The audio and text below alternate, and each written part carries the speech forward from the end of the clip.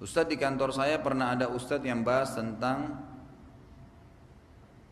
tasawuf dan dia tidak setuju kalau ada yang mengatakan tasawuf itu sesat. Pertanyaannya, apakah tasawuf itu dan benarkah ajaran tasawuf? Ya, orang memang yang masuk dalam aliran ini pasti menganggap itu benar, gitu kan? Otomatis.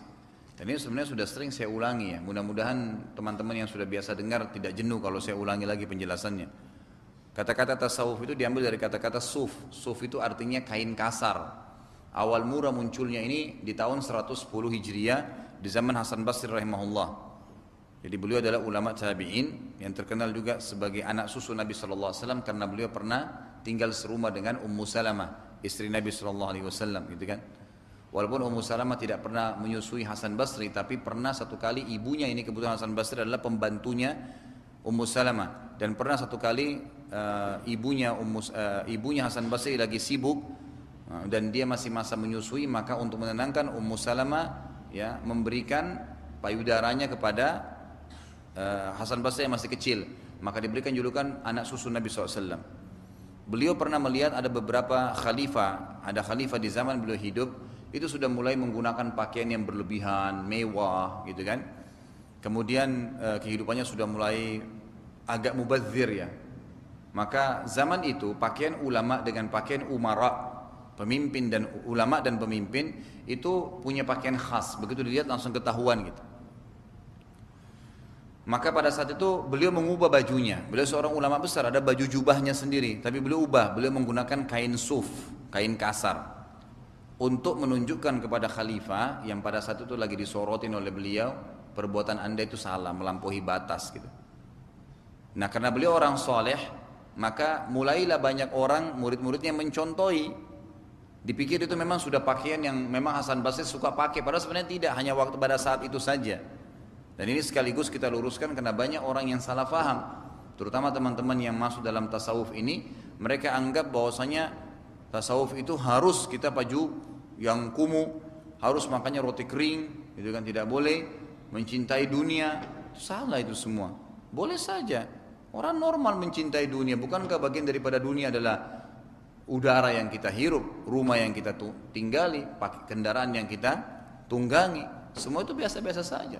Bahkan Nabi SAW memberikan nama untanya beliau, gitu kan? Dikasih nama untanya. Ya, kemudian beliau memberikan nama kudanya, dan beliau gemar untuk menunggangi kendaraannya itu. Beliau merasa senang dengan itu wajar kan gitu, tidak ada masalah. Tapi ini salah faham, karena tadi perilaku Hasan Basri dianggap beliau pakai baju suf itu dari itu sampai beliau meninggal. Padahal tidak, pada saat itu saja. Kemudian sambil menasihati khalifah beliau kembali lagi. Tapi sudah banyak orang yang mencontohi pada saat itu. Itu awal akar pertama kalimat suf dulu, tasawuf. Nah, suf pertama, suf saja, shad, waw, fa. Kemudian mulailah orang-orang yang belajar dari Hasan Basri ini bentuk pengajian-pengajian dan mereka pakai baju-baju itu, gitu kan. Murid-muridnya lagi mulai pakai juga, gitu kan. Mulai nyebar nih. Maka halaqah-halaqah pengajian-pengajian para tabi'in ini yang menggunakan kain suf dikatakan tasawuf. Kan gitu. Baik, berkembanglah. Banyak orang-orang yang belajar dari tabi'in ini, mereka seperti apa ya? Kalau misalnya ada seorang ulama lah terkenal, namanya sampai mendunia, gitu kan? Atau sama namanya di Indonesia lah terkenal. Kemudian kita pernah belajar dengan dia. Pasti kalau teman-teman yang setara dengan kita lagi ngobrol, kita merasa bangga ya karena pernah belajar dengan orang itu. Nah, zaman itu ulama-ulama tabi'in yang masyhur ini ada di antara memang murid-muridnya yang luar biasa, mulazamah. Setiap di mana dia ada pengajian dihadiri. Ada juga yang datang ya cuma 2 kali 3 kali, yang penting sudah pernah hadir. Jadi kalau teman-temannya pada ngobrol, oh iya saya juga tahu pernah saya hadir gitu. Tapi ada di antara mereka yang tidak bertanggung jawab nih. Seperti apa misalnya? Ada orang-orang yang datang dari daerah padang pasir waktu itu, orang-orang Badui tidak faham agama, mereka mendatangi halaqah-halaqah para ulama tabi'in. Lalu mereka datang ya seminggu 2 minggu, sebulan 2 bulan. Ya. Kemudian mereka pulang ke kaumnya, lalu mereka mengatakan, saya muridnya Ahmad bin Hanbal, saya muridnya Malik bin Anas misalnya, ulama-ulama besar. Saya muridnya Sa'id bin Musayyib, saya muridnya Atha bin Abi Rabah. Sehingga membuat orang-orang kampungnya menghormati dia, ditokohkan, gitu kan? Seperti kalau kita sekarang mungkin belum belajar, karena saya temukan begitu, ada orang-orang yang dipanggil ustadz, ada kiai, baca Qur'annya salah gitu. Dari mana gelarnya ini gitu? Ini semua kenapa? Karena mungkin dia mungkin pernah ceramah sekali, mungkin pernah sebutkan nama seorang ustadz yang terkenal sehingga dia akhirnya dianggap orang yang betul-betul sudah kompeten seperti itu, kan gitu. Maka yang terjadi orang-orang ini lalu dituahkanlah istilah tanda kutip di kaumnya di padang pasir ini, kemudian mereka membentuk halaqah-halaqah lagi. Nah, karena keterbatasan ilmu mereka dan mereka tidak mau mengatakan tidak tahu, maka mereka akhirnya memfatwakan sembarangan. Ini boleh, ini nggak boleh. Dan orang-orang inilah yang terkenal memiliki tariqah-tariqah. Kalau bahasa Indonesia tarekat. Apa itu tarekat? Diambil dari kata-kata tariqah, jalan-jalan, jalur-jalur. Artinya tariqah itu maksudnya adalah, atau tarekat itu jalur jalan untuk beribadah kepada Allah. Tapi sesuai dengan versi mereka masing-masing ini. Maka ada tarekat ini, ada tarekat itu, ada tarekat ini, macam-macam tarekat-tarekat. Nah, ini semua asalnya muncul dari orang-orang yang tadi. Makanya kita temukan teman-teman kita yang belajar tarekat itu, mereka asas-asasnya itu membedakan antara syariat dengan ma'rifat. Padahal syariat itu adalah di dalamnya masuk ma'rifat kepada Allah Subhanahu wa taala. Ini enggak. Bahkan ada bahasa yang jelas itu di kalangan orang-orang tarekat yang sudah merasa dirinya sudah level tinggi, mereka menganggap kalau orang awam memang belajar syariat. Tapi kalau orang yang masuk jadi sufi, maka dia cukup mempelajari atau ma'rifat sampai akhirnya pada tingkat hubungannya dengan Allah itu dia berhubungan dengan cara dia. Misal dia sholat 1000 rakaat, misal dia berzikir dengan zikir tertentu. Dan untuk ya membuat tarekat-tarekat ini supaya bisa lebih terprogram, dibuatkanlah istilah namanya maqamat. Apa itu maqamat? Maqam-maqam. Misalnya tarekat A punya maqam-maqam. Kita kalau masuk ke tarekat ini nanti ada maqam 1 kita apa istighfar 1000 kali, maqam 2 kita sholat sekian banyak, maqam 3 maqam sampai maqam tertinggi nanti itu sudah dianggap wali.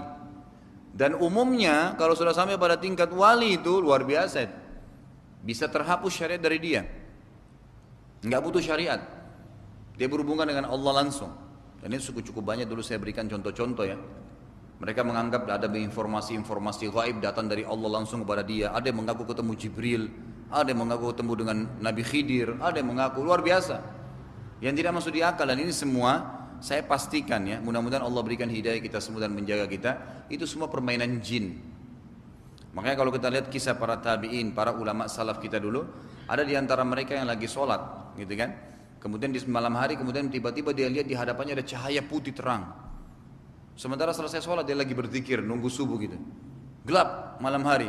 Lalu ada suara terdengar dari cahaya itu mengatakan, namanya kebetulan dia Abdullah. Wahai Abdullah, saya sudah mengetahui ketulusanmu beribadah kepadaku, maka mulai hari ini ya saya sudah mengangkat darimu kewajiban sholat. Artinya bukan wajib lagi. Maka si Abdullah ini mengatakan dalam kisah dalam riwayatnya, maka saya langsung mengatakan a'udzu billahi minasyaitonir rajim, kamu pasti setan dan bukan suara dari Allah ataupun malaikat. Tiba-tiba hilang cahaya itu. Ditanya oleh teman-temannya waktu dia ceritakan kisahnya, kenapa kau bisa pastikan itu setan? Dia bilang enggak mungkin, Allah mensyariatkan solat, Nabi Muhammad SAW sampai meninggal tetap syariat solat tidak pernah dihapus. Kenapa bisa tiba-tiba suara itu mengatakan diangkat kewajiban dari kamu? Bentrok dengan hukum Allah gitu kan? Berarti dari setan, dan memang betul. Begitu mereka kadang-kadang mengelabui. Makanya saya pernah ketemu dengan salah satu tokohnya waktu itu di kota Makassar itu, ngobrol, dia biasa konsultasi dengan saya, tanya-tanya masalah agama gitu. Saya juga tadinya tidak tahu kalau dia salah satu tokohnya gitu kan, tapi saya tahu dia masuk di salah satu tarekat tertentu, saya nggak usah sebutin. Lalu dia ngobrol-ngobrol sama saya, dia selalu bilang di tempat ini sering datang berita gaib nih, saya kalau salat 2 rakaat saya langsung dapat ilham. Wah ini luar biasa yang dapat ilham gitu kan. Nah, Nabi SAW aja waktu menunggu berhadap agar diberikan kemenangan Allah di perang Badar, beliau sampai berdoa sampai luar biasa gitu doanya, sampai Abu Bakar mengatakan ya Rasulullah, ya kasihani diri anda. Kata Nabi SAW, tidak Abu Bakar, sampai Allah memastikan aku mendapatkan apa yang aku inginkan. Terus beliau berdoa alaihissalam. Terus ini orang cuma berdoa sekali atau salat 1 kali langsung kemudian dapat petunjuk macam-macam dari Allah gitu. Ada yang mengaku ketemu Jibril, dia ngobrol sama saya 1 hari lalu, dia bilang, kalau saya sih masih begitu levelnya, ada teman saya lebih hebat Ustaz. Oh bagaimana itu? Langsung dia bilang, waktu saya lagi duduk sama-sama, langsung dia bilang, shh diam, itu Jibril lagi senyum dengan saya. Nah, itu kisah nyata, ini dia cerita sama saya sendiri gitu. Saya sampai kaget, ketemu Jibril alaihissalam ini. Yang ketemu Jibril itu hanya nabi-nabi gitu kan. Dan orang yang Allah pilih, ini luar biasa. Di kota Makassar Jibril sempat datang ini. Nah, ini perlu dikasih predikat gitu kan, kota Makassar ini. Nah, kebetulan karena saya dari sana gitu. Nah, ini yang terjadi ini dari mana semuanya? Maka saya memang sarankan untuk tidak dipelajari. Sekarang dikembangkan tuh, sampai masuk ke pasar sarjana, sampai ada kurikulumnya, dan diangkat-angkat semua itu. Saya waktu ngambil S2 itu sampai dosen saya, mohon maaf saya bahasakan ini, dosen saya kebetulan doktor, dia sampai sulit untuk ngomong di kelas itu gara-gara saya berikan wacana gitu. Dia sampai mengangkat banyak sekali, diantaranya Khallaj. Khallaj itu salah satu orang yang pernah mengatakan ana huwa wa huwa ana. Jadi tokoh yang dianggap luar biasa dalam sufi itu adalah seorang bernama Khallaj. Khallaj ini pernah berkata, saya adalah Tuhan, Tuhan adalah saya. Dipenggal lehernya oleh Mu'tasim, khalifah pada zaman itu. Ini orang sudah kufur, mengaku dirinya Tuhan, Tuhan bisa masuk ke badannya. Bagaimana bisa itu? Tidak mungkin. Dipenggal kepalanya, tapi dianggap dia orang yang berprestasi. Dia adalah tokoh yang diceritain kisahnya bagaimana. Loh, ini orang dipenggal kok, dikisos. Karena dia syirik, gitu kan? Dianggap tidak normal di zamannya dulu tuh, di zaman Abbasiyah. Tapi kita sekarang dijadikan kurikulum di S2. Wah, luar biasa. Mau juga di Indonesia muncul halaj-halaj yang lain ya, kita siapin pedang kalau begitu. Bahaya sekali itu ngaku Tuhan. Kurang lebih seperti itu. Kalau saran saya jangan dipelajari. Tidak perlu kok. Jangankan Anda pelajari ilmunya sekarang yang lagi dikembangkan. Sedangkan di pengajian saya, mohon maaf saya bahasakan ini, ada penara yang hadir, Ustaz, saya boleh nggak hadir di pengajian Ustaz, lalu saya hadir lagi di pengajian-pengajian lain, ada tarekat apa, ada pengajian Syiah, ada pengajian ini. Saya bilang jangan, nggak bisa. Anda akan hidup dalam keadaan bingung nanti. Kan gitu. Nanti di sini hadir, oh paham ini, sunnah. Nanti pindah lagi di sini, oh ternyata boleh toleransi ya. Oh ternyata di sini boleh caci maki sahabat ya. Wah ini kacau balau semuanya. Emang nggak boleh, jangan berikan peluang karena pasti ada pengaruhnya.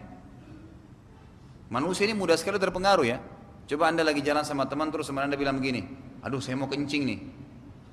Terpengaruh tuh, kita bisa juga mau kencing kita. Sudah umum, apa yang kita dengar biasa berpengaruh, apa yang kita lihat berpengaruh. Jadi bahaya. Makanya jauhi semua yang bisa merusak akidah kita gitu. Saya memakai jasa asuransi konvensional yang tiap bulan saya menyetorkan sejumlah uang dari gaji saya untuk iuran asuransi tersebut dan setelah 5 tahun dana saya yang terkumpul di asuransi tersebut dapat diambil dan rencananya dana tersebut saya mau ambil dan saya mau gunakan untuk bisnis. Apakah dana tersebut boleh digunakan untuk berbisnis?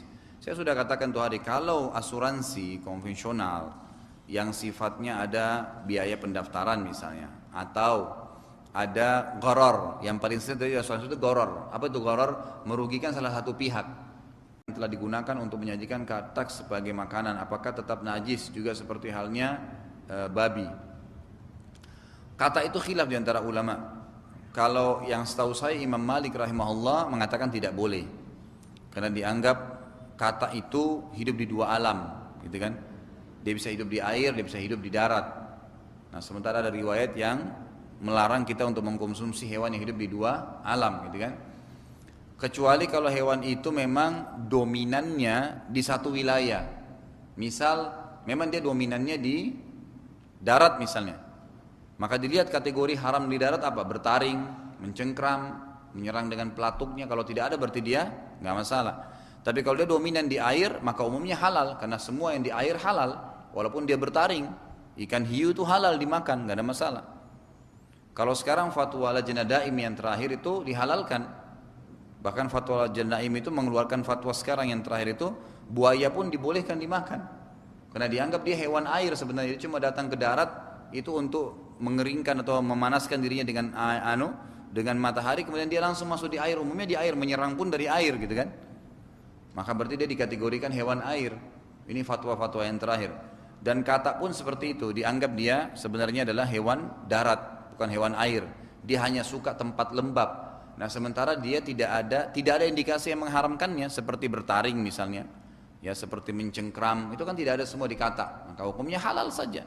Ya tinggal khilaf di antara ulama, apakah ya jijik itu ya tidak disenangi oleh satu kaum membuat hal tersebut jadi haram, maka pendapat ulama mengatakan tidak.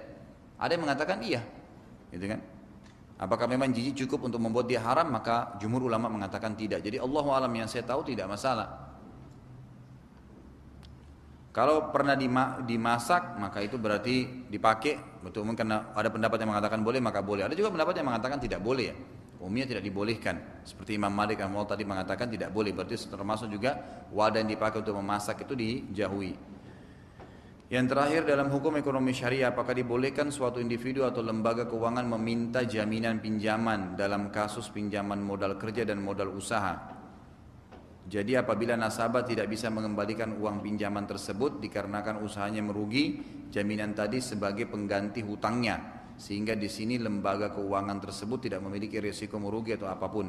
Setahu saya tidak bisa seperti itu. Bisnis dalam Islam itu memang untung rugi ditanggung bersama. Kalau begitu dia mau enaknya saja, gitu kan? Ya nggak bisa.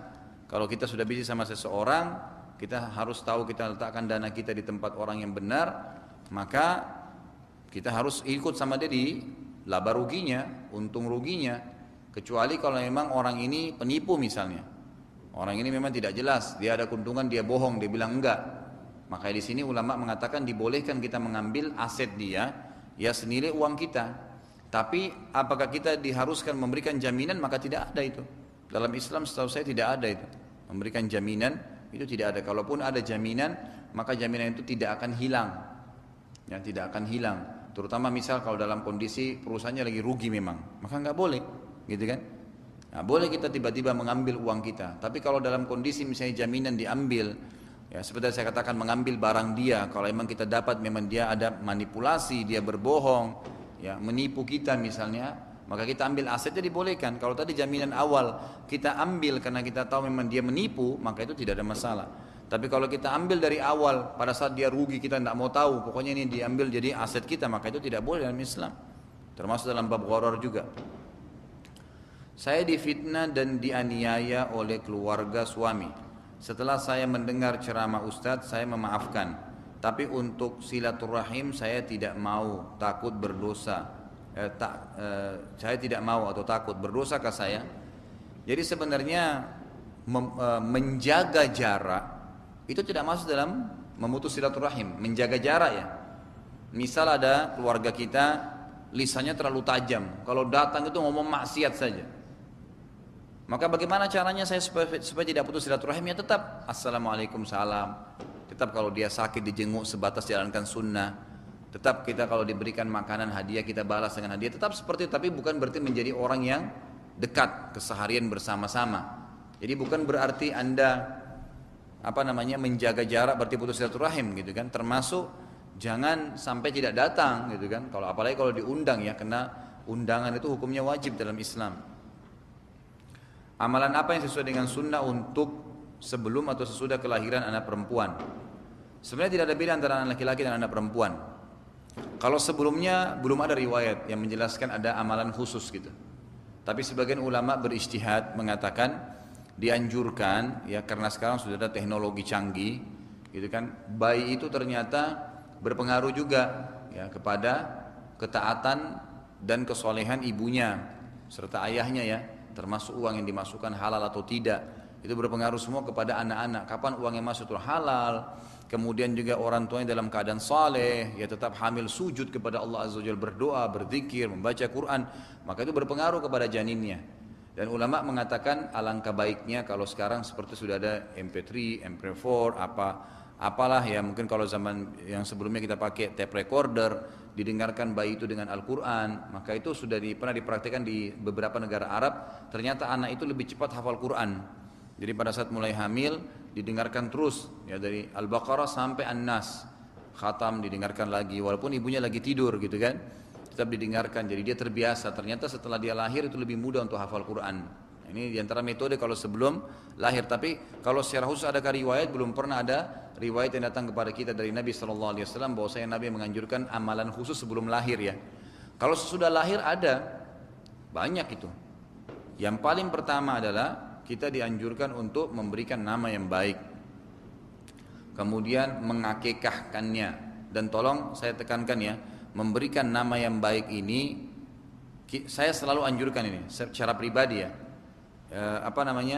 Tinggalkan tradisi membuat nama yang terlalu panjang. Kita di Indonesia ini namanya Masya Allah gitu kan, Ahmad Muhammad Yusuf gitu kan. Panjang sekali, Sri siapa gini-gini 3, 4, nanti cuma satu nama yang dipakai. Kita harus mencontohi kedua kita. Nabi Muhammad SAW namanya cuma Muhammad. Abu Bakar, Umar, kan? Tidak pernah ada namanya Umar, Uthman, Ali. Ya, Umar sendiri, Uthman sendiri, Ali sendiri. Nama pendek-pendek semua. Kan gitu. Itu yang sunnah. Dan nama juga itu usahakan jangan diringkas-ringkas. Muhammad ya panggil Muhammad, jangan Mat. Gitu. Ya supaya memang berkah namanya ada gitu kan. Muhammad kan artinya terpuji gitu. Jadi saya sarankan tinggalkan nama yang terlalu panjang itu. Saya sering ditanya begitu di SMS atau di BBM, Ustaz, bagaimana pendapat Ustaz dengan namanya ini? Saya mau anak saya cerdas, bijaksana, pintar, gagah. Terus dipilihlah bahasa Arab satu-satu, dicopot-copot dari sini. Jadi nama anaknya panjang sekali. Untuk apa? Nggak usah. Contoh kita kan sudah ada. Dan Nabi SAW menuntun kita dengan nama-nama. Beliau mengatakan nama yang paling Allah cintai adalah Abdullah dan Abdurrahman. Kemudian datang setelahnya semua yang bernama Abdu kalau anak laki-laki. Kemudian datang setelahnya nama nabi-nabi. Kemudian datang setelahnya nama para sahabat Nabi. Kalau perempuan maka kita memilih nama-nama ibu-ibu Nabi seperti Maryam gitu kan. Kemudian istri nama-nama wanita-wanita saleh yang disebut dalam Al-Quran atau dalam Sunnah seperti Asia istrinya Fir'aun yang beriman gitu kan. Kemudian juga ada hadis yang berbunyi 4 wanita pemimpin ahli surga, Khadijah, Fatimah, Asia dan Maryam gitu kan. Itu diantaranya. Itu ada nama-nama sahabiat banyak sekali. Dan rata-rata namanya ini semua kalau anda lihat pasti satu nama saja. Juga berhubungan dengan nama ini, kalau sudah menikah, tolong akhwat kita kalau belum paham hukum ini, jangan pernah hilangkan nama ayah anda. Jadi misalnya ada seseorang menikah dengan si A, nikah dengan si B. Nama ayahnya dia A binti Z misalnya. Begitu dia nikah, diganti nama ayahnya dengan nama suaminya, nggak boleh. Nabi SAW melarang menisbatkan nama kepada selain ayah. Makanya Aisyah setelah menikah dengan Nabi SAW namanya Aisyah binti Abi Bakar, nggak pernah dikatakan Aisyah Muhammad. Mana pernah? Nggak pernah. Hafsah tetap Hafsah binti Umar. Tidak pernah sama sekali. Kita kan punya syariat, harus dipenuhi, harus kita ikutin gitu. Jadi pilihlah nama-nama yang benar. Dan tidak ada masalah orang Indonesia tapi namanya nama Arab. Kenapa memang? Karena masalah. Kita kan memilih nama-nama yang baik ya. Tapi juga nama Arab harus ditahu artinya. Karena ada orang di Pakistan pernah terjadi begitu. Anaknya lahir kembar, dia bilang saya harus buka Quran. Buka nama, dapat kalimat khairum bariyah dan syarrum bariyah. Dikasih nama anaknya khairum bariyah itu surga, syarrum bariyah itu neraka. Gitu kan? Karena dia pikir ini mirip, ya sudah diambil. Nggak bisa juga begitu, harus tahu artinya, gitu kan? Jangan juga salah. Makanya saya kategorikan tadi, cari nama-nama yang sudah dipakai oleh sahabat. Sahabat itu sudah jelas banyak, ada 70.000 sahabat, banyak sekali. Itu kan nama-nama yang bagus-bagus, apalagi yang punya peran-peran besar dalam Islam. Dan juga pada saat memberi nama, niat berpengaruh ya. Kalau ada orang memberikan nama, dia cari satu orang seperti sekarang misalnya ada toko-toko yang terkenal di dunia, tapi tidak baik ibadahnya. Lalu dia bangga, anaknya dikasih nama itu dengan contohnya supaya seperti itu. Nanti jadi begitu juga nanti bahaya. Kita harus minta supaya anak-anak kita menjadi orang-orang yang soleh dan soleha gitu kan. Yang pertama kasih nama, yang kedua akikah. Anak perempuan disembelihkan 1 ekor kambing, anak laki-laki 2 ekor kambing. Bagaimana jantan atau betina boleh. Umurnya minimal 1 tahun kalau kambing, kalau domba 6 bulan. Yang penting tidak cacat. Dan dianjurkan kalau bisa si ayah sembelih sendiri. Kan belajar untuk menyembelih itu termasuk sunnah ibadah, gitu kan? Dan ini tidak boleh diganti hewan lain, harus kambing. Saya itu hari sempat lihat cuplikan ceramah dari salah satu ustadz di Jawa Timur. Saya kaget gitu, bahas masalah akikah gitu kan. Lalu moderator tanya, Ustadz, akikah itu boleh nggak diganti? Kalau orang tidak mau kambing diganti sapi, oh boleh saja. Makin besar hewannya makin besar pahalanya. Berarti kalau unta lebih besar lagi pahalanya. Ini dari mana ini? Lalu pemotornya sempat bilang begini, loh selama ini saya ikuti ustadz, ini di shooting ya. Selama ini saya ikuti ustadz-ustadz lain selalu mengatakan memang terkisar di kambing saja. Oh memang mereka, kalau saya lain. Gitu. Wah ini berani sekali gitu. Saya sampai kaget loh, ini orang luar biasa ini. Siap-siap dibakar di api neraka ini. Membuat hukum sendiri bagaimana itu? Kan itu. Ya, Nabi SAW sudah tentukan kambing nggak pernah diganti, ya nggak bisa, kecuali domba saja kan gitu. Nggak bisa diganti itu walaupun dia orang bule, dia orang Afrika, orang Arab, orang Melayu sama saja kan gitu. Dan ini disunnahkan dan dianjurkan di hari ketujuh, di hari ketujuh dari lahirnya. Nah hari ketujuh dari lahirnya ini dihitung dari hari dia lahir. Misal dia lahir Selasa malam, mulai hitung hari Selasa. Selasa, Rabu, Kamis, berarti hitung sampai 7 hari ke depan. Ini pendapat yang paling kuat. Pendapat kedua mengatakan masih boleh menggunakan hadis yang masih diperselisihkan oleh para ulama. Ada yang menghasankan, Ibnu Qayyim diantaranya mengangkat hadis ini. Boleh di hari ke-7, hari 14 atau hari ke-21. Kemudian yang ketiga adalah mentahnik. Tahnik itu mengunyahkan kurma sampai halus, kemudian menempelkan di langit-langit si bayi tadi. Lebih baik kalau ada orang soleh yang bisa diminta, karena para sahabat biasa meminta Nabi SAW mentahnikkan. Kalau tidak kita ragu maka boleh orang tuanya, itu kan orang tuanya sendiri. Makanya dianjurkan, tidak ada batas hari, ini kapan saja boleh dilakukan, terutama waktu masih baru lahir. Kata ulama sangat sehat kalau yang pertama masuk ke dalam perut si bayi itu ASI ibunya dan sari kurma tadi. Jadi dikunyah sampai halus sekali, betul-betul halus, baru ditempelkan ke langit-langit dan sangat sedikit saja. Itu ukurannya sedikit saja, gitu kan? Ini juga tahnik, gitu kan? Ini diantara yang dilakukan pada saat mereka sudah lahir, gitu. Nah, tidak ada dalam Islam itu pusarnya pada saat lepas sisa plasenta itu sering dibahasakan ini saudaranya. Maka harus tahu dalam kendi ditanam di tanah. Dari mana ini? Enggak ada masalah itu. Biar Anda taruh di sungai dia mengalir enggak masalah. Katanya kalau dimakan hewan nanti bisa jadi nakal dia. Bisa jadi ganas. Dari mana semua ini? Karang-karang. Kita ini orang Islam punya hukum. Enggak ada masalah. Itu kan sisa plasenta yang sudah tidak dipakai. Enggak masalah. Mau ditanam boleh, mau ditaruh kresek, dibuang di sampah, enggak masalah sebenarnya. Enggak ada hubungannya sama sekali dengan si bayi gitu. Juga sama dianjurkan kita untuk mencukur rambutnya. Ini sama pada hari yang sama, hari ke-7 diberikan nama, diakekahkan, gitu kan. Kemudian dicukur rambutnya. Yang dicukur rambutnya ini dianjurkan agar sampai habis, kemudian ditimbang dengan timbangan perak atau emas. Kira-kira berapa gram beratnya, dinilai pada hari itu perak berapa, lalu disodokahkan jumlahnya. Lalu disodokahkan jumlahnya, laki-laki perempuan sama saja. Umumnya sih biasa kalau rambut bayi itu kurang dari 1 gram atau 1 gram ya, maksimal. Biasanya begitu, maka kita nilai berapa diinfakkan di jalan Allah Subhanahu wa taala. Sisanya tinggal masalah pendidikannya. Pendidikan agama, bagaimana kita mendidiknya dengan cara yang baik. Kalau ada orang misalnya tidak sempat berakikah, maka yang lebih kuat pendapat mengatakan tidak perlu akikah lagi. Jadi jangan lagi ada yang bertanya, kalau saya sudah besar tidak akikah orang tua saya dulu, saya akikah lagi enggak usah akikah, enggak apa-apa. Kan gitu. Sudah lepas kok dari hukumnya. Karena lebih kuat pendapat mengatakan kalau lewat dari hari yang telah ditentukan oleh Nabi SAW hari ke-7, berarti sudah gugur hukum kewajibannya kalau dia tidak punya kemampuannya.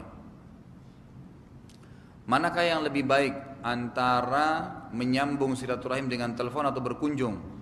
Ya tergantung kondisi. Sebenarnya tentu lebih baik kalau kita berkunjung ya. Kan itu. Apalagi kalau memang itu sifatnya mahram. Karena ada juga rahim kita yang bukan mahram kan. Seperti sepupu itu rahim juga, tapi bukan mahram. Nah kalau kita ketemu interaksi, kemudian cuma berdua, maka hukumnya haram juga dalam agama.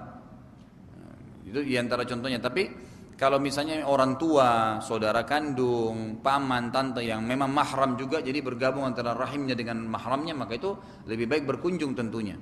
Karena berkunjung kan bisa kita bawa hadiah. Masuk hadis lain lagi, tahadu tahabu, saling memberikan hadiah lah maka kalian akan saling mencintai, saling menghormati gitu kan. Kemudian kita tahu keadaan rumahnya, mungkin kita bisa bantu apa, mungkin antum bisa bawa buku dihadiahkan ke dia. Banyak hal yang bisa dilakukan kalau berkunjung, tentu lebih besar manfaatnya. Kalau tadi yang saya sarankan telepon itu agar tiap hari ada jadwal gitu loh.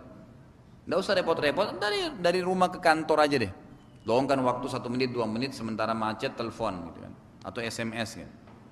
Jika ada zakat harta senilai 1 juta, manakah yang lebih baik antara memberi kepada satu orang fakir dekat rumah yang bisa dipergunakan sebagai modal atau memberikan kepada sepupu yang miskin yang totalnya ada 10 orang? Ya tergantung kondisional sebenarnya. Tentu saya katakan tadi di awal pertemuan, kalau kasuistiknya memang itu ada hubungan kerabat, tentu lebih bermanfaat untuk kerabat. Lebih besar pahalanya karena Nabi SAW katakan itu tadi. Gitu kan? Ini sudah semua tadi ya.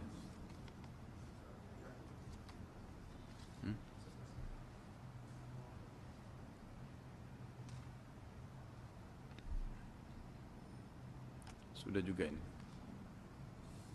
Alhamdulillah kalau sudah habis. Ini belum.